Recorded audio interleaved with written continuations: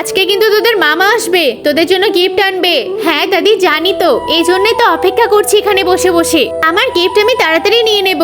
হ্যাঁ হ্যাঁ, মামার থেকে কোনো কিছু নিতে কম রাখবি না। একবার আসতে তো দাও, তারপর দেখে নিও। বাচ্চাদের জন্য অনেক কিছু নিয়েছি, ওরা দেখলে তো অনেক খুশি হয়ে যাবে। তাড়াতাড়ি বাড়িতে যাই। আরে ওই তো মামা এসে গেছে। মা মা আমাকে দাও, আমাকে দাও, আমাকে দাও। আরে ওরা দৌড়ে চলে গেল, একবার ভালো মন্দ আমাকে জিজ্ঞেস করলো না। মনে হচ্ছে আমার আশাটাই ভুল হয়ে গেল।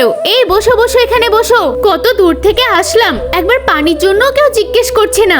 এই ওরা ব্যাগের ভিতরে কি খুঁজছে আমাকেও তো দেখা উচিত, আমিও চলে যাই ভিতরে। কি মানুষ রে বাবা। আরে এই দাদিও চলে গেল, আমাকে কিচ্ছু জিজ্ঞেস করলো না। একবার গিয়ে দেখা উচিত ওরা ভিতরে করছেটা কি। দেখি দেখি তাড়াতাড়ি ব্যাগগুলো খুলে দেখি কি এনেছে মামা আমাদের জন্য।